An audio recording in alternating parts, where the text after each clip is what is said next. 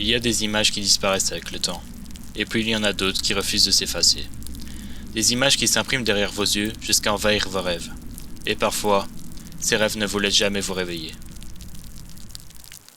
Le dossier que vous allez découvrir n'a jamais été évoqué publiquement. Il n'existe aucun article officiel, aucune mention dans les médias belges, pourtant il figure bien dans les archives de la police fédérale de Namur, classé sous la mention « Affaire non résolue ». Une histoire où tout commence par une simple image et où tout finit dans le silence. La première disparition est signalée le 3 février 2016. Un étudiant de 21 ans, originaire d'Andenne, ne revient pas de l'université de Namur. Sa chambre est intacte, son sac posé dans le couloir, mais lui, s'est volatilisé.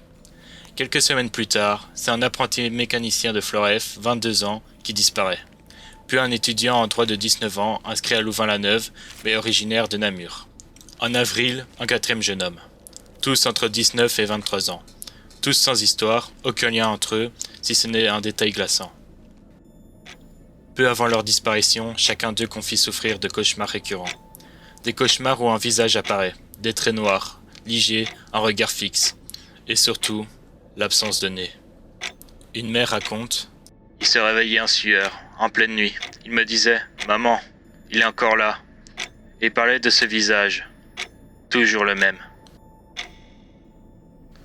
Lorsque les enquêteurs fouillent leur ordinateur, ils découvrent tous le même fichier. Un portrait en noir et blanc. Aucun auteur, aucune date de création, pas de métadonnées, comme si le fichier n'avait jamais été généré, mais simplement apparu. Et malgré les tentatives de suppression, le fichier revenait toujours, posé sur le bureau, comme s'il refusait de disparaître. Les familles remarquent un autre détail de troublant. Les disparus parlaient dans leur sommeil.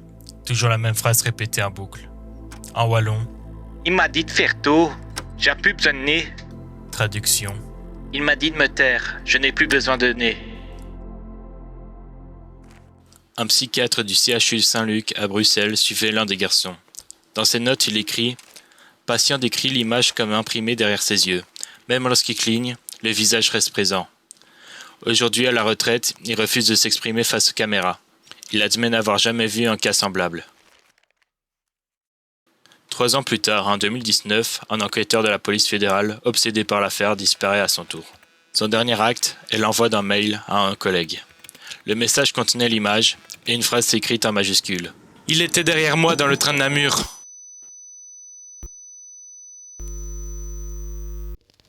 Officiellement, les disparitions ont été classées comme de simples fugues. Officieusement, l'image circule toujours, partagée sur des forums belges obscurs. Certains affirment que si vous la regardez trop longtemps, vous commencerez vous aussi à rêver de lui. Et dans vos rêves, il n'a pas besoin de nez pour vous observer.